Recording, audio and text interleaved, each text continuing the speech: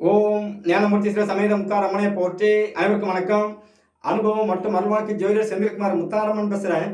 இந்த பதிவில் 12 ராசியில் பிறந்த அன்பர்களுக்கு உங்கள் ஜாதகத்தில் 10ஆம் இடம் என்று சொல்லக்கூடிய தொழில் ஸ்தானத்தில், கர்மஸ்தானத்தில், ஜீவனஸ்தானத்தில் இருந்து 10ஆம் அதிபதி தசாபுத்தி நடத்தினாலும் சரி, அல்லது அந்த ஸ்தானத்தில் இருந்து ஒரு கிரகம் திசை நடத்தினாலும் சரி, அந்த கிரகங்கள் எந்த அமைப்பில் இருந்து தசாபுத்தி நடத்தினாலும் சரி 10ஆம் இடம் இயங்கிக் கொண்டே இருக்கும். 10ஆம் இடம் அப்படிங்கிறது பார்த்தீங்கன்னா கர்மஸ்தானம்.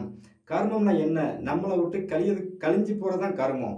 இறந்தவங்கள தானே கர்மம்னு சொல்கிறோம். அப்போ அந்த ஸ்தானத்தில் இருந்தால் ஒரு கிரகம் தசை நடத்துது அப்படின்னாச்சுன்னா நம்ம கர்மாவே அனுபவிச்சுட்டு இருக்கோம்னு அர்த்தம். கர்மா சம்பந்தப்பட்ட விஷயம் நம்மளை தூண்டிக்கொண்டே இருக்கிறது.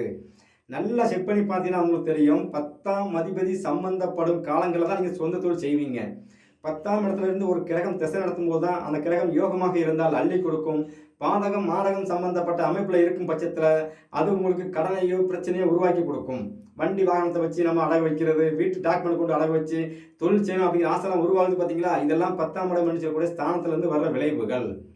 அப்போ 10ஆம் இடம் அப்படிங்கிறது மிகப்பெரிய யோகமான இடம். ஏன்னா நம்ம சாப்பிடணும், முதல்ல என்ன சாப்பாடு சாப்பிடணும் அப்படிங்கிறத முடிவு பண்ணுறதே 10ஆம் இடம் தான்.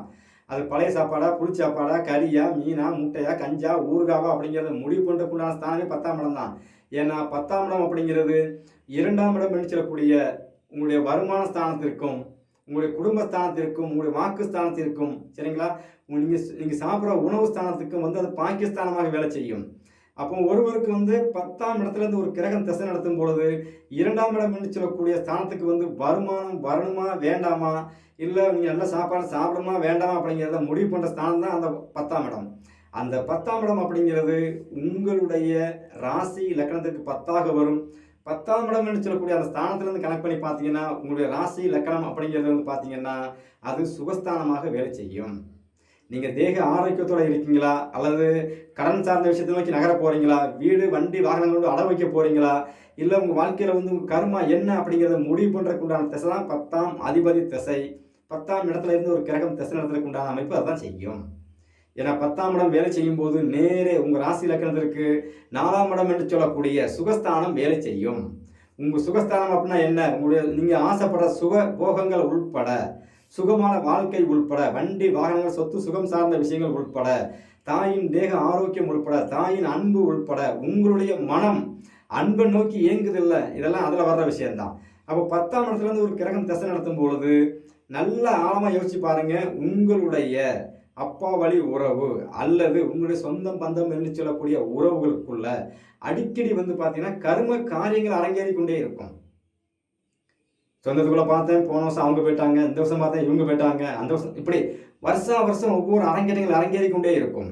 இது போல் அரங்கேற்றம் ஆகுது அப்படின்னாலே உங்களுக்கு அந்த கிரகம் கர்மஸ்தானத்தை தூண்டி கொண்டே இருக்குன்னு அர்த்தம். சில குடும்பங்களில் பார்த்தீங்கன்னா அவங்களுக்கே நடந்துகிட்டு இருக்கும், குடும்பத்தில் உள்ள உறுப்பினருக்கே நடந்துகிட்டு இருக்கும். சில பேருக்கு பார்த்தீங்கன்னா குடும்பத்தில் உள்ள சொந்தம் பந்தங்கள் என்று சொல்லக்கூடிய உற்றார் உறவினருக்கு இந்த மாதிரி சம்பவங்கள் அரங்கேறி கொண்டே இருக்கும். அப்போ இது போல ஒரு விஷயம் நடந்துட்டு இருக்குன்னாச்சுன்னா உங்களுக்கு என்ன திசை நடக்குதுன்னு பாருங்க. அந்த திசைக்கு உண்டான அந்த தெய்வம் என்ன தெய்வம் அப்படின்னு பாருங்க. உங்க ராசி லக்னத்திற்கு 10ஆம் அதிபதி என்ன கிரகமா வர்றாருன்னு பாருங்க.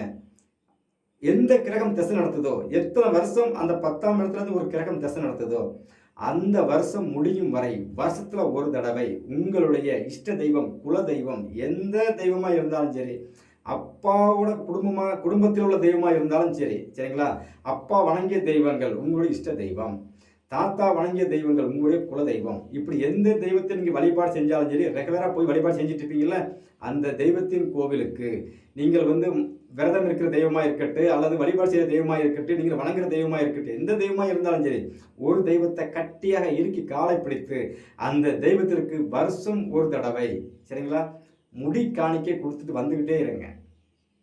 சனி தசை நடக்குதா 19 வருஷம், குரு தசையா 16 வருஷம், ராகு தசையா 18 வருஷம், சந்திர தசையா 10 வருஷம், கேது தசைனா 7, ராகுனா 18, சரிங்களா, செவ்வாய்னா 7, சந்திரனா 10 முடிவு பண்ணிக்கோங்க. எந்த திசை நடக்குதோ, எந்த ஸ்தானம் அந்த 10ஆம் அதிபதி என்ன கிரகமாக வர்றாரோ, அது என்ன கிரகம் திசை நடத்துதோ அதற்கு தகுந்தாற் போல, அந்த வருஷம் தகுந்தாற் போல வருஷம் போய் நீங்கள் உங்களுடைய இஷ்ட தெய்வம் கோயிலும் குலதெய்வம் கோயிலும் போய் உங்களுடைய முடியை காணிக்கையாக கர்மமாக நீங்கள் கழித்து விட்டு வரும் பொழுது அந்த 10ஆம் இடம் சார்ந்த விஷயத்தில் வந்து உங்கள் கர்மா வந்து அங்கே இறைவன் சன்னிதானத்தில் கழிக்கப்படும். உங்களுக்கு வந்து வாழ்க்கை வெற்றியை நோக்கி நகரும், தொழில் நஷ்டத்தை நோக்கி நகராது. சில பேர்லாம் வந்து பார்த்தீங்கன்னா 10ஆம் இடம் சொல்லக்கூடிய ஸ்தானத்தில் தொழில் நடக்கும்போது நான் தொழில் அதை செய்வேன் இதை செய்வேன் அப்படின்னு ஆகா ஊக்கம்னு சொல்லி வண்டி வாகனம் காசு எல்லாம் விற்று கொண்டு போய் முதல்ல கொண்டு போடுவாங்க. போட்டு முடிச்ச உடனே வந்து பார்த்தீங்கன்னா டக்குன்னு ஒரு 2 வருஷம் 1 வருஷம் ஆகாது, இழுத்து சேர்த்து பூட்டு போட்டுருவாங்க. ஏன்னு கேட்டிங்கன்னா அங்கே 6, 8 பாதகம் மாரகம் சம்பந்தப்பட்ட கிரகங்கள் தொடர்பில் இருக்கும்போது இதைத்தான் நடக்கும். அப்போ 6, 8 பாதகம் மாரகம் சம்பந்தப்பட்ட அமைப்பு கர்மாதிபதி என்று சொல்லக்கூடிய கிரகத்தோட தொடர்பு வந்தாலே இந்த அமைப்பு உள்ள வந்துடும். அப்போ இது போல இருக்குது அப்படின்னாலே நீங்கள் செய்யக்கூடிய பரிகாரம் இதுதான்.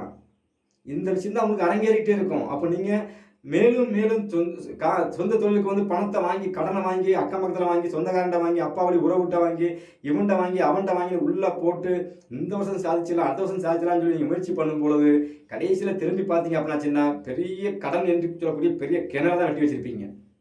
அந்த கிணத்தை மூடணும்னா நீங்கள் இறைவன் என்று சொல்லக்கூடியவனை நீங்கள் சரண் புகுந்தால் மட்டும்தான் அவங்களால சாதிக்க முடியும். அப்போ திசா புத்தி உள்ள வந்துட்டு சில பேருக்கு திசா புத்தியே உள்ள வரும்.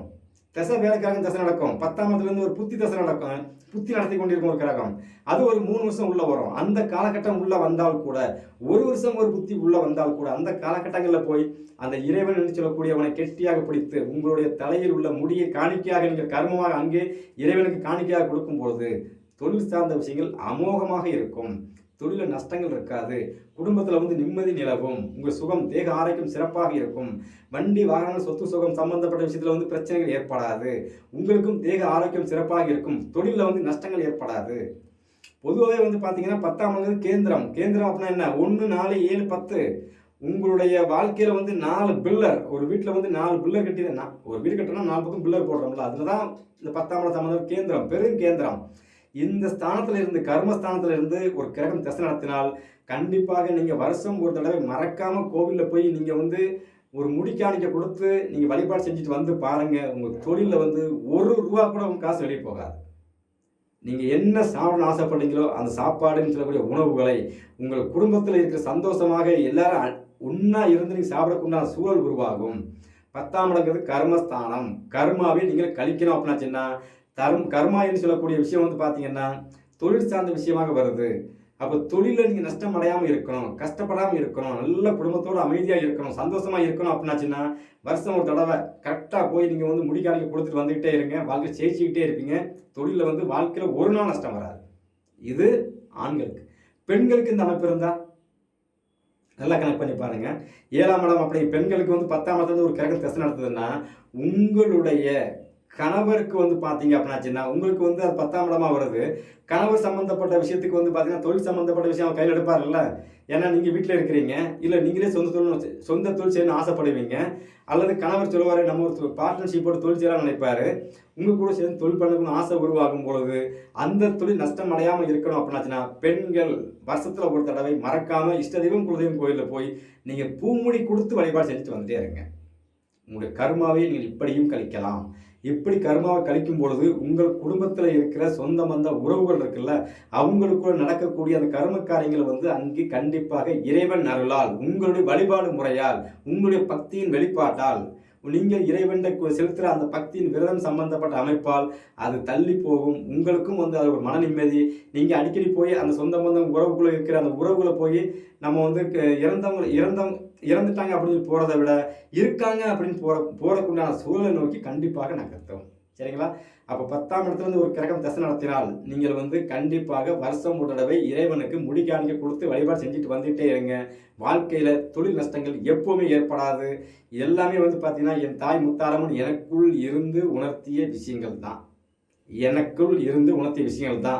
இங்கே ஒன்றுமே கிடையாது. கொடுத்தது என் அன்னை, நான் அப்படியே ஒளிவு மறைவு இல்லாமல் உங்களுக்கு கொடுத்துட்டேன். சரிங்களா? எல்லோருக்கும் என் தாய் முத்தாரம்மன் அருள் பரிபூர்ணமாக கிடைக்கட்டும். நன்றி, வணக்கம்.